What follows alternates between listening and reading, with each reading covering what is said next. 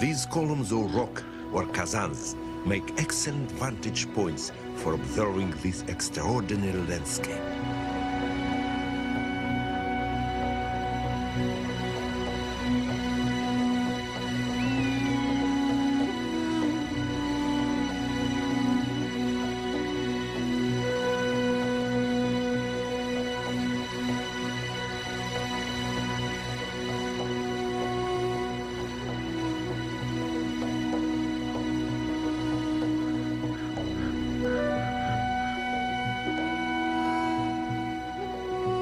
Nearly the whole of Western Europe could fit into the arid lands of Central Asia.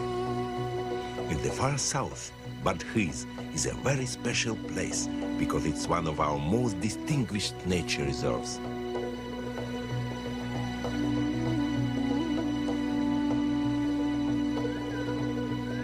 Beyond the limestone walls of the Yerra-Landuz is our equivalent of an East African savanna.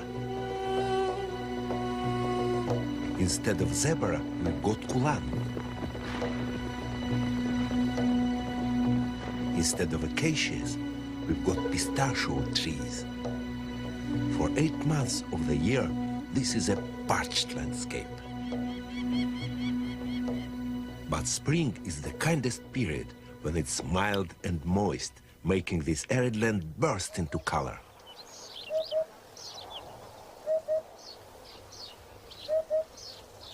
Everything is engaged in a race against the desiccating sun. In only 10 days, these poppies set seed and wither away.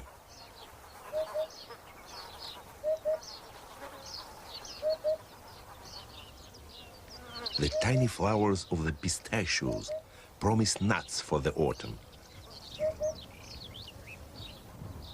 Now they're a perch for hoopoe.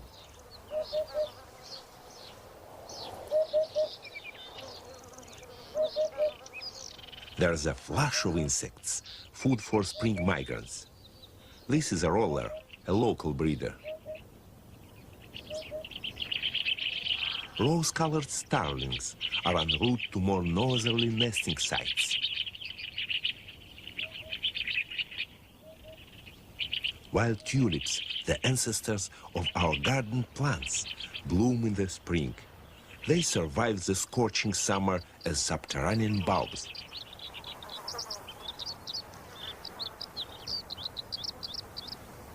Horsefield tortoises also spend most of the year underground. They are only active for about 10 weeks, when the vegetation is green and lush. Now they must mate before the scorching summer sun drives them once again into their burrows.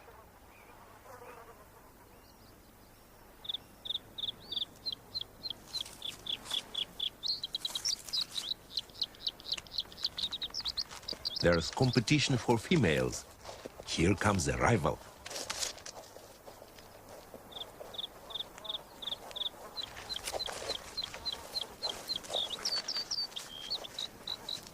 Nodding is a form of courtship.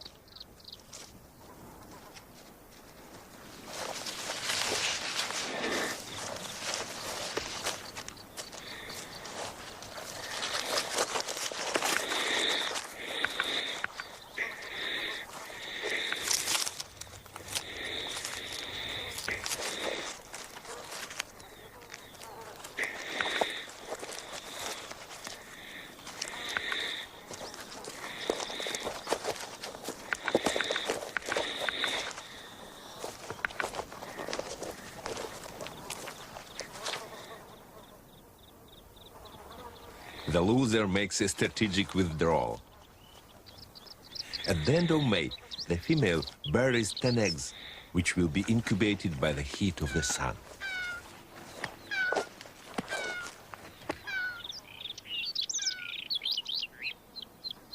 Some plants put on amazing growth in a very short time.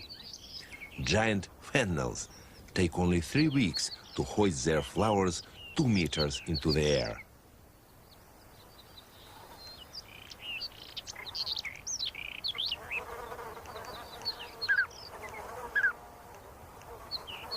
They are like high-rise restaurants, serving nectar and pollen for a myriad of different kinds of insects.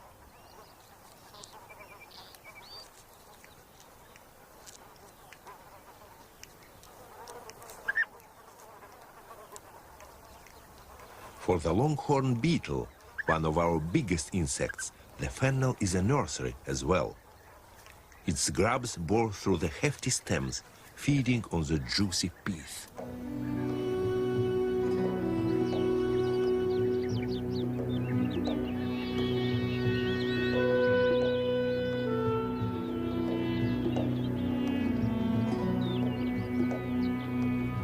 Kulan, or wild asses, once ranged across the steppes of Asia. But unfortunately, overhunting and the spread of human settlements caused their numbers to decline. In 1941, Badkhiz Reserve was established to protect Kulan. There were then under 100. Now there are 3,000. April is the mating season. The stallions round up harems of mares.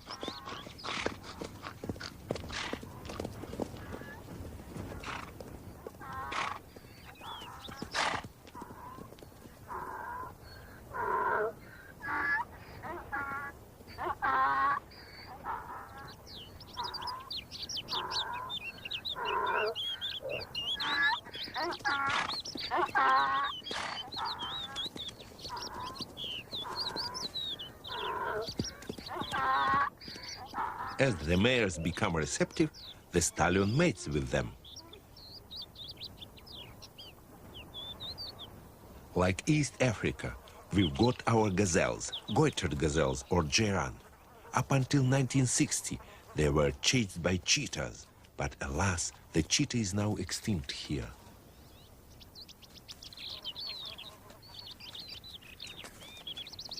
The Kulan's dung is sufficiently nutritious for scarab beetles, which hurry to carve up the succulent spoils.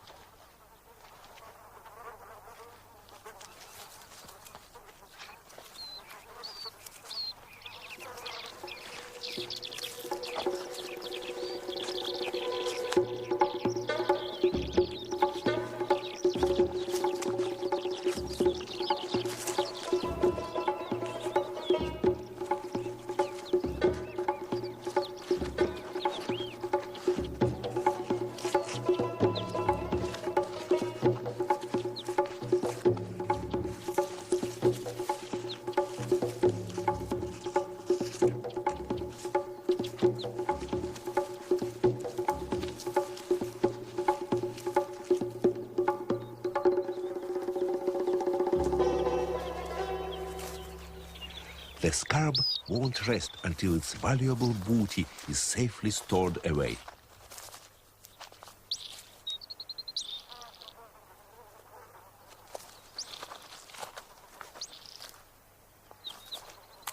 A final check for size. The legs double up as calipers, making sure that the bowl of food fits the hole.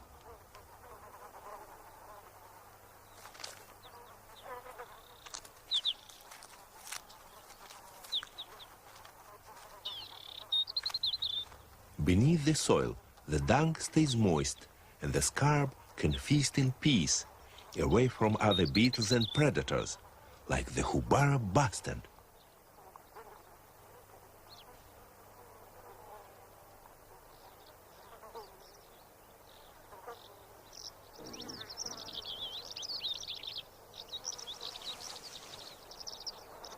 At the moment, he is preoccupied with attracting a mate. His confection of feathers so obscures his view that he's said to blunder into shrubs like a headless chicken.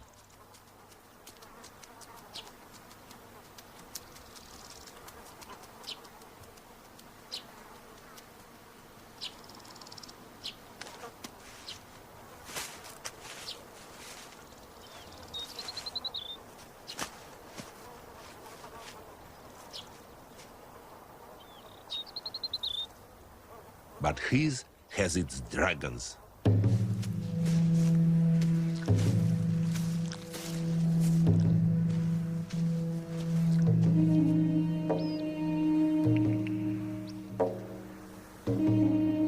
A lizard 2 meters long can be surprisingly difficult to see.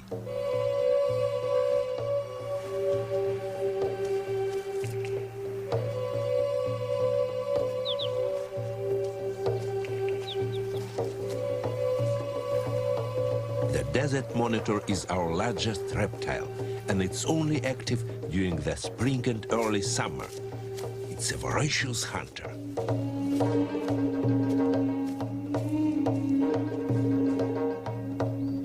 A crested lark.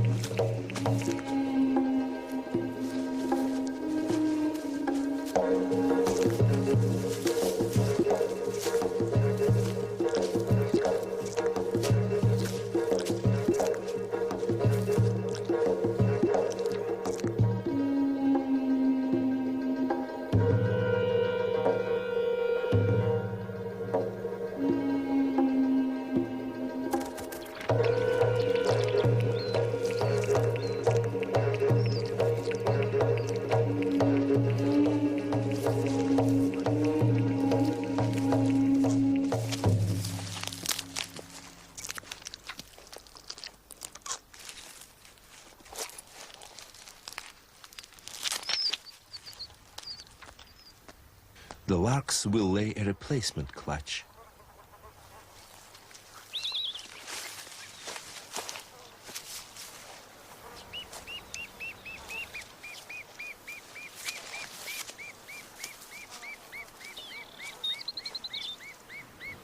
The monitor also has a taste for giant gerbils, but now that they've been alerted, they won't be caught this time. These rodents are 3 times larger than the gerbils which are kept as pets. An area the size of a football pitch can have 3,000 burrows.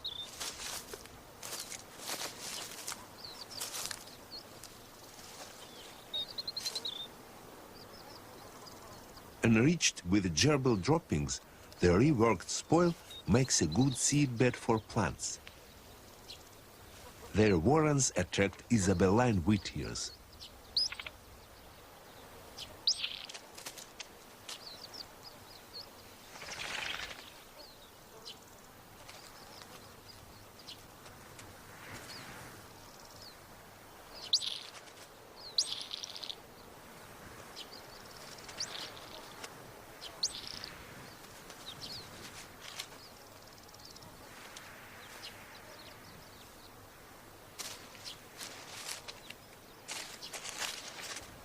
They're compulsive collectors, for good reason. Fresh vegetation soon withers in the heat, so plants are best preserved underground, where it's cool and humid. Each family lives in a catacomb, with chambers for storing food, 2 miles of tunnel, and nurseries, which are especially secure.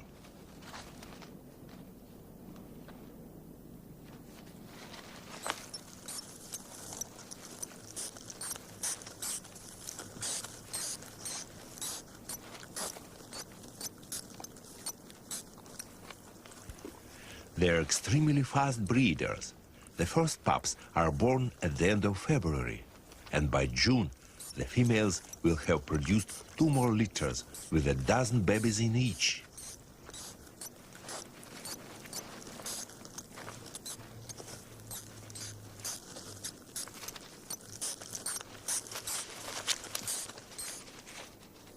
Often gerbil burrows host babies of a different kind.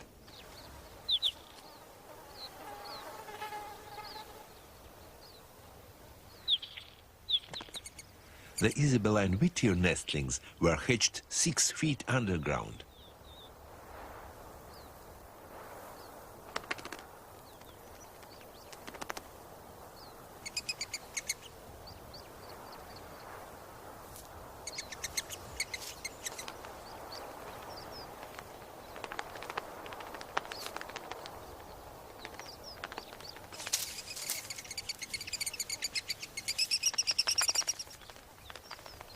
They are but one of 70 kinds of animals that make use of gerbil burrows. The largest bird in Badghis also has a chick.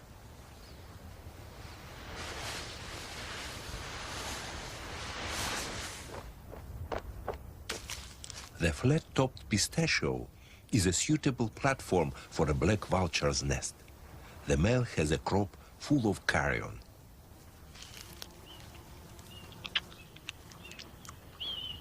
But he won't feed his offspring.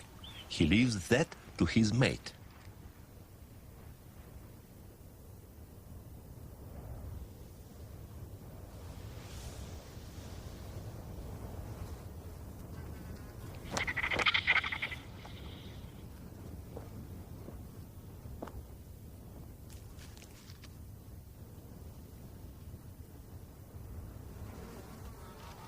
She sifts the pre-processed food for tidbits the right size for her chick.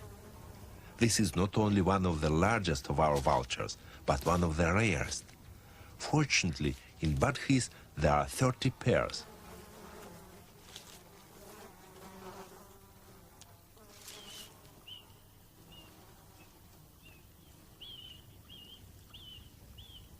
Being so small, the chick needs shielding from the relentless midday sun.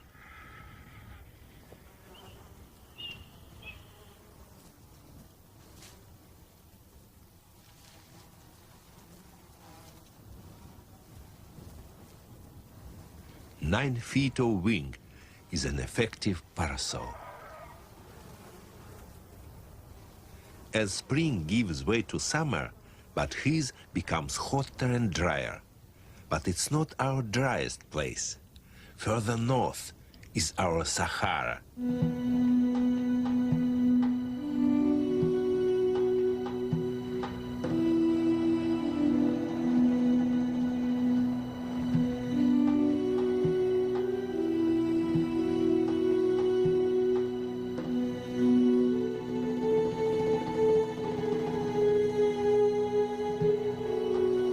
Rolling dunes, or barkhans, are part of the Karakum Desert in northern Turkmenistan.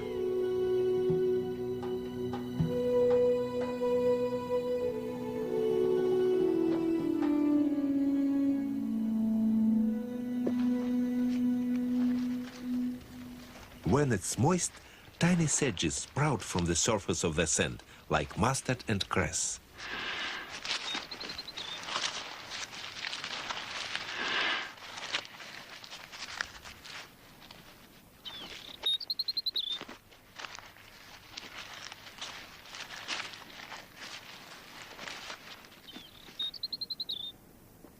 During the short growing season, the camels thrive on this nourishing sward of sedges. It enables them to produce rich milk.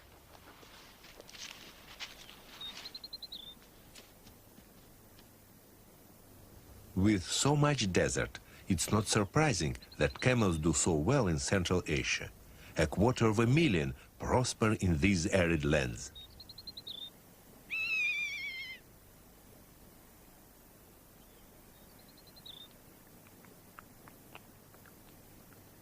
Most of them are domesticated dromedaries.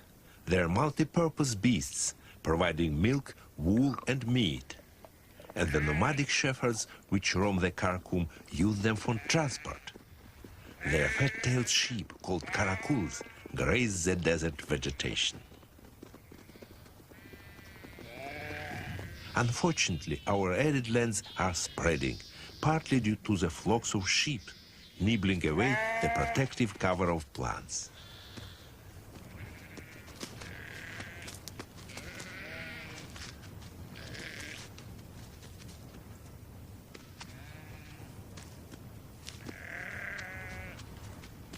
The newborn lambs are especially valuable because their short, curly wool is the source of precious astrakhan. The lambs aren't with their mothers for long.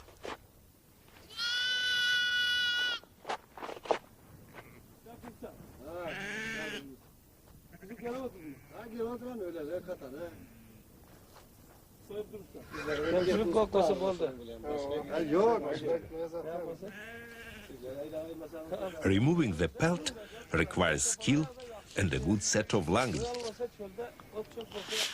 The air separates the fleece from the carcass, and the delicate astrakhan can be removed undamaged.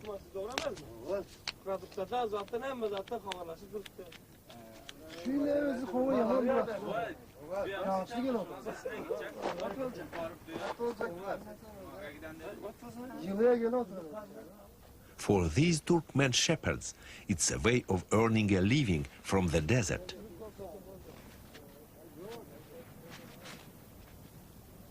After the skins are sorted and dried, they're exported to the West.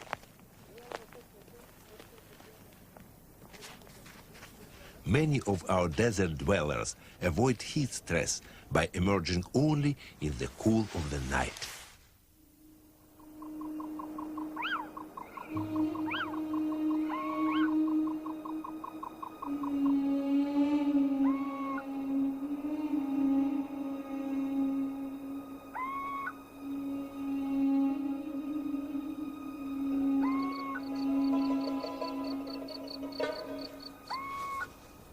To find one's way and intercept prey, creatures must be designed for the darkness.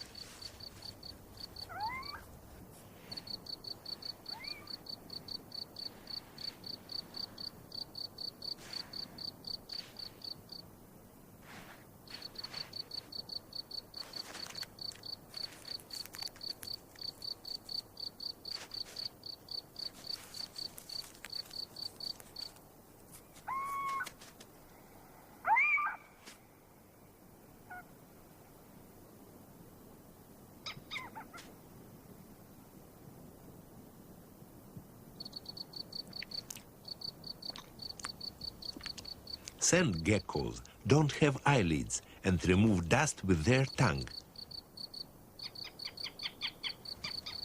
A big-eared hedgehog covers 7 miles a night.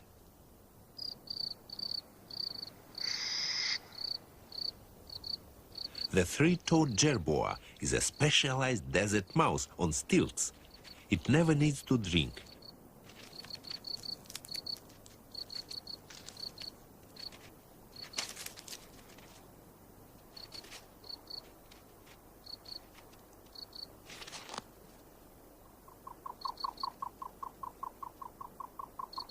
The hedgehog is sensitive to the slightest sound.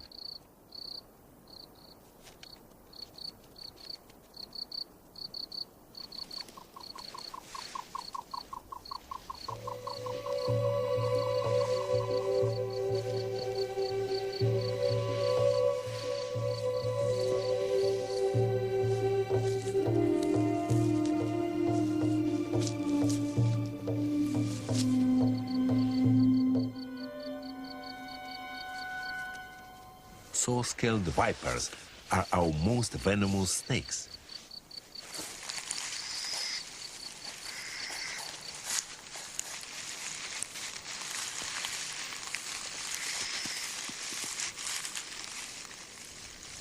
The hedgehog's spiny shield makes it impregnable. It's the snake that's in danger.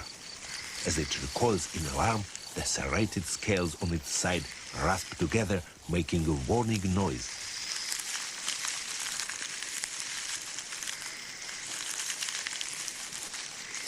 Luckily for the snake, the hedgehog wasn't hungry enough to press home its attack.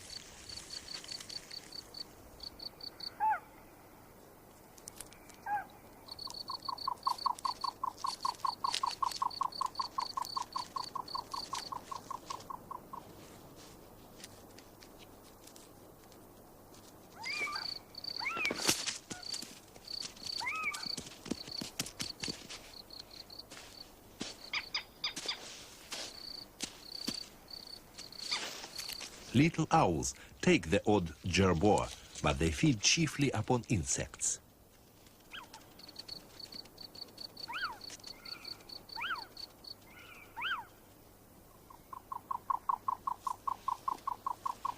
Just before dawn, the nocturnal creatures of the desert return to their relatively cool, humid burrows.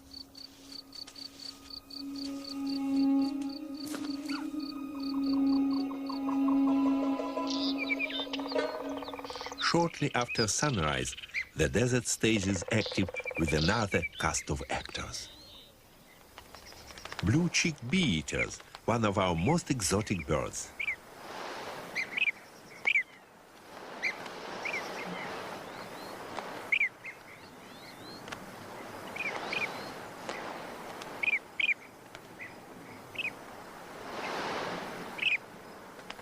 Wintering in southern Africa, they come here to breed. Their burrows don't have eggs yet.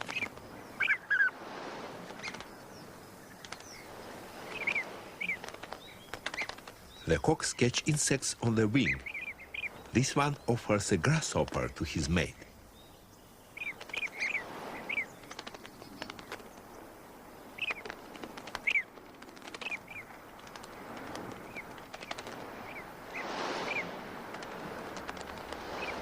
Courtship feeding enables the hen to build up reserves for egg laying and tempts her to mate.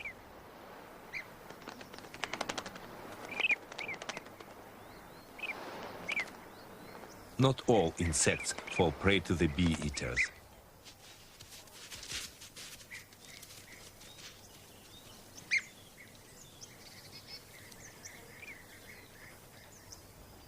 This strange walk acts as a warning. The tenebrionid beetle produces offensive chemicals from the tip of its abdomen. Solar-powered lizards are well designed for the desert. They're encased in waterproof scales, and for their high-speed activity, they need to be heated by the sun.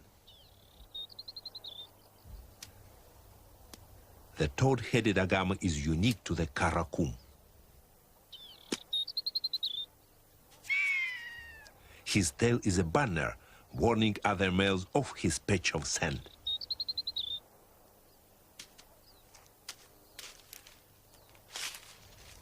The desert agama doesn't display with his tail, but performs press-ups which flaunt his blue throat and belly.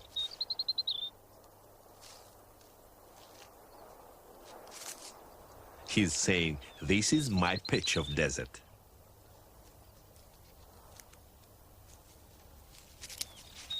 Meanwhile, smaller sand agamas compete on the ground.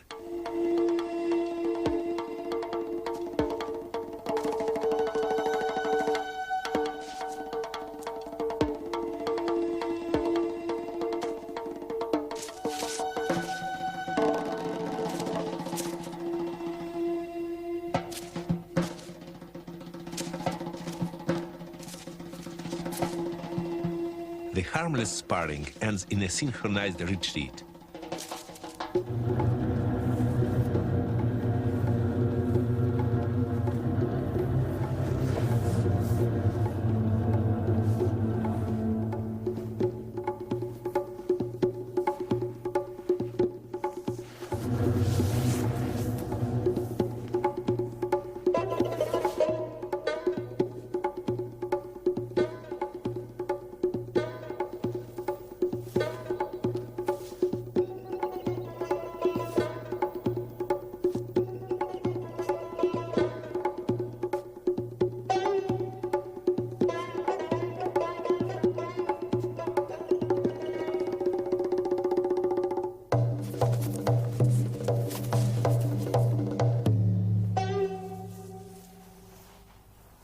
The sand boa is only 8 inches long, but to a small lizard, it's deadly. Like its larger cousins, it's a powerful constrictor, squeezing the last breath from its victim.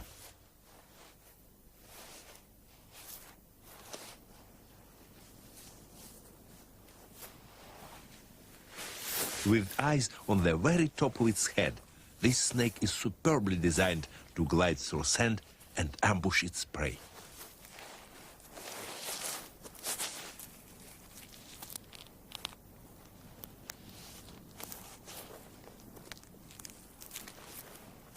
As they're so abundant, lizards are prized by many desert predators, even by white-winged woodpeckers.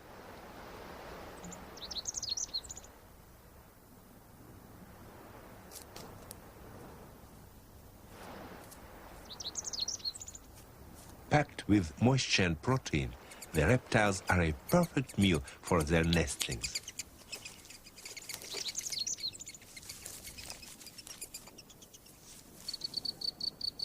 The Hubara bastard has finished displaying. He must now fatten up before migrating to Pakistan.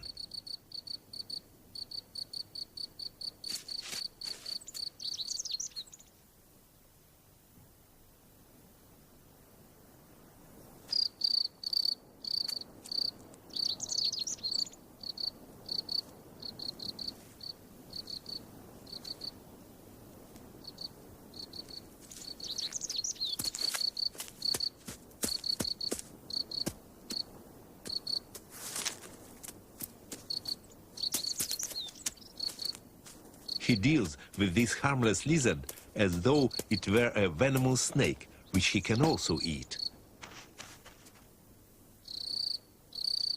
By June, the spring picnic is over.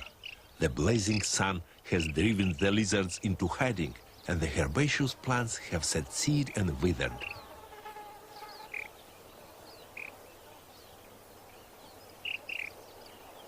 Packed with nutrients, some seeds can survive for years, waiting for rain to bring them to life. Even so, only a few will eventually germinate.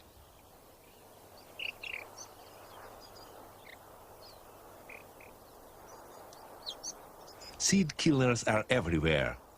The black-billed desert finch can survive without water, getting all its nourishment from seeds.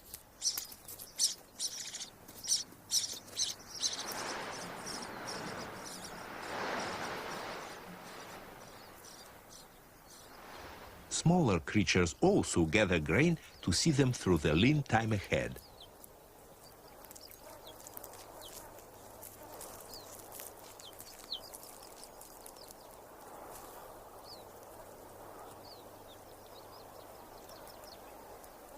Harvester ants have subterranean granaries.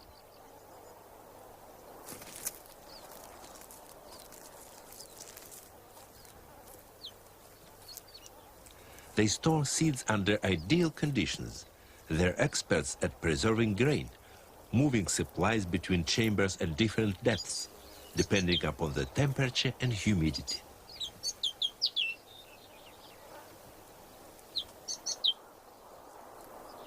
Sometimes these workers hoard such large amounts of grain that the Kulan or even the local people will pillage the ants' harvest.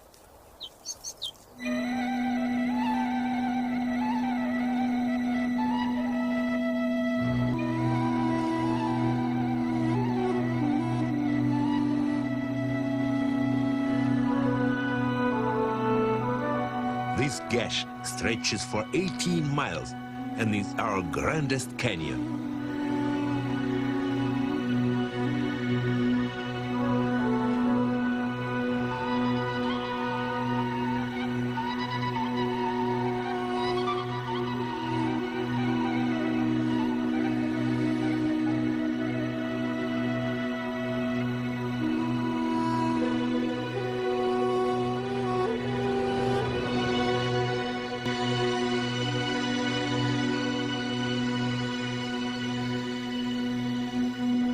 And yet even here, some animals manage to do well, but they're only active after sunset. A unique insect spends the whole of its life on the salt.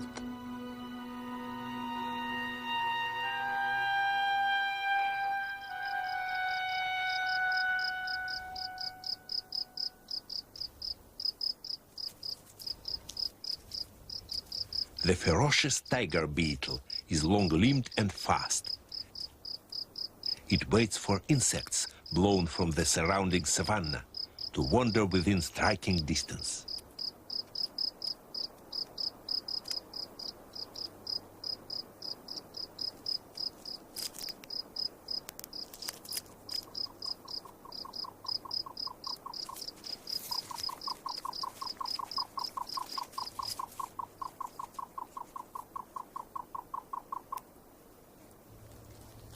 Once these jaws have sprung, there's no escape for the cricket.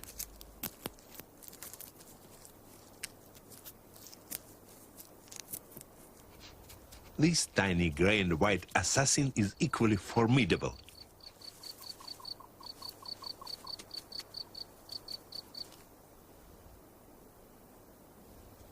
The putorak, or piebald shrew, won't hesitate to tackle a locust the same size as itself.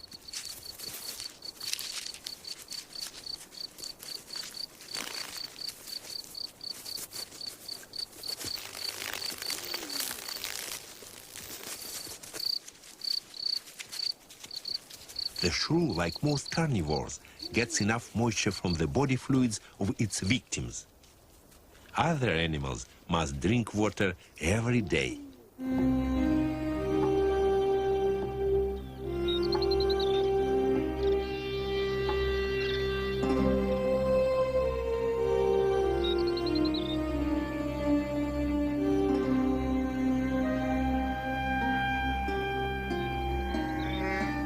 By high summer, kulan, like zebra, must live near waterhole. The Kushka River, which originates in Afghanistan, is reduced to a trickle, but this is sufficient for these wild asses to slake their thirst.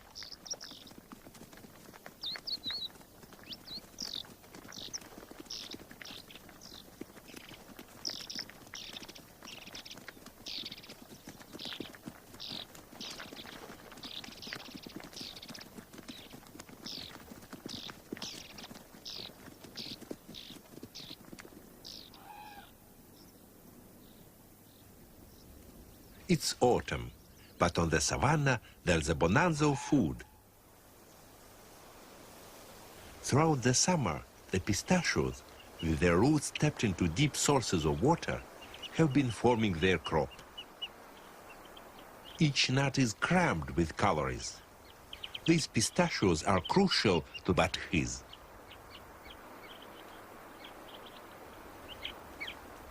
Turkmenian muflon or arkhars. These wild sheep gorge themselves prior to their mating season.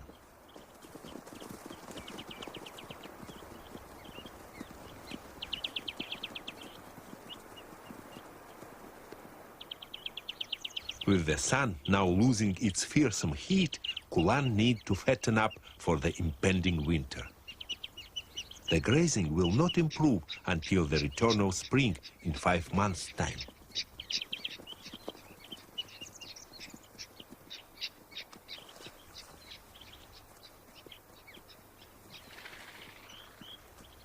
Goiter gazelles also relish the pistachio nuts. Soon it will be their rutting season, so they need to feed up in preparation for the strenuous time ahead. But not only animals seek the nourishing nuts.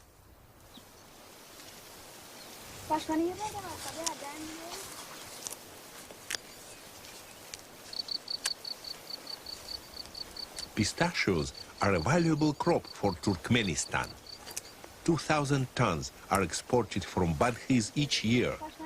But on this nature reserve, the harvest is limited so that the wild animals can have their share.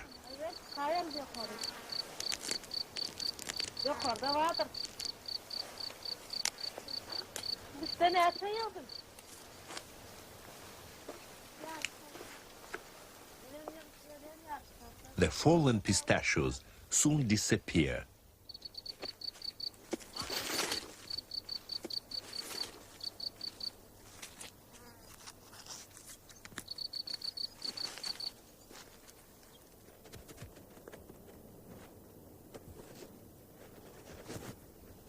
Unlike the reptiles, gerbils don't hibernate, but huddle together for warmth in their burrows and feed from the store of pistachios. But not all the gerbils will survive.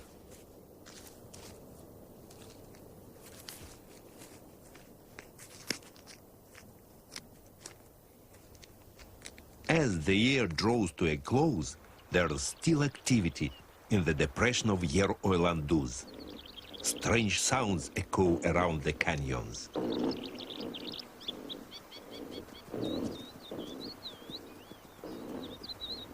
The love song of goiter gazelles.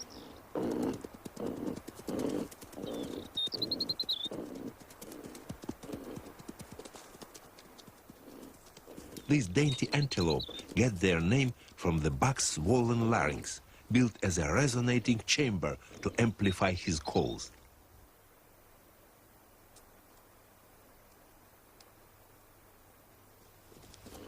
Fattened on pistachios, the bucks need all their strength to maintain a harem. Competing males are brought together around a pool of drinking water, and this creates conflict.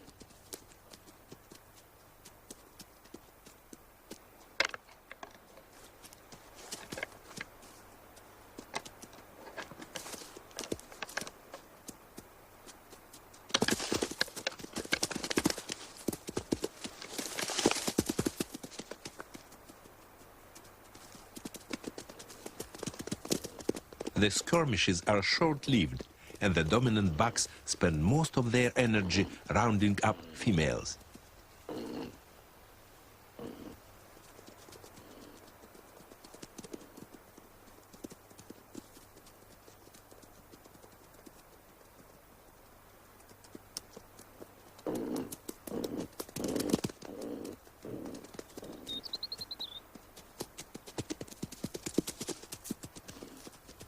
Each buck collects 4 or 5 females for his harem. The fawns are born in the following spring.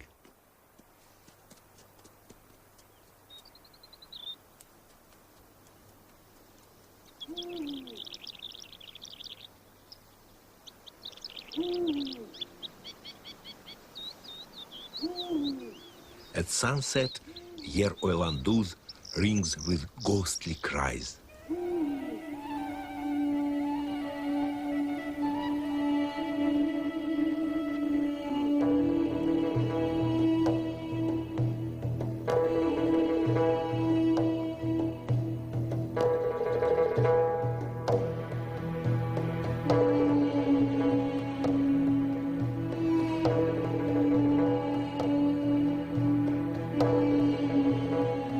Turkmenian eagle owl, one of our biggest owls.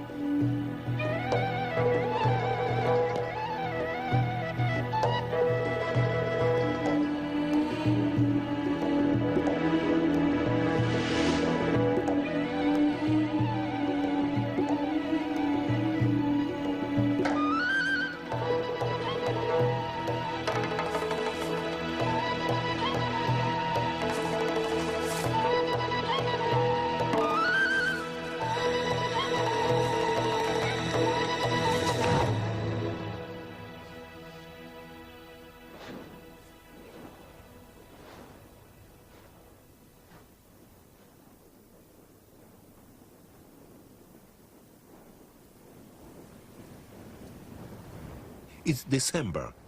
There's been no moisture for 8 months, but Badkhiz reveals another, quite different mood. There's 18 degrees Celsius of frost. In the realms of the Russian bear, nowhere, not even our deserts, escapes the icy blast from the Arctic. Black larks search for covered seeds.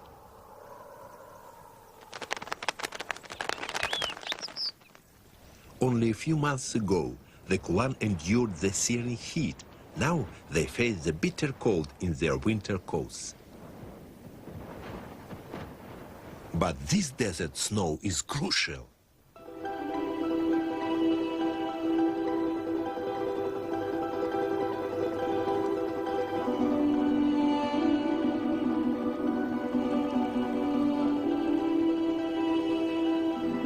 This precious moisture drives the abundance of spring.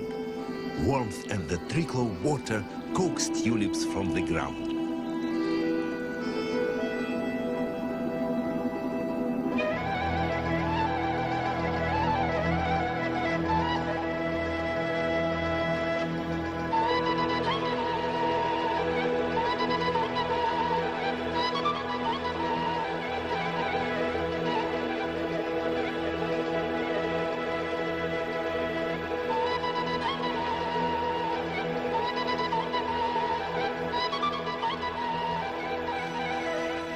Badkhiz is transformed into a lush green wilderness for just a few brief weeks in spring.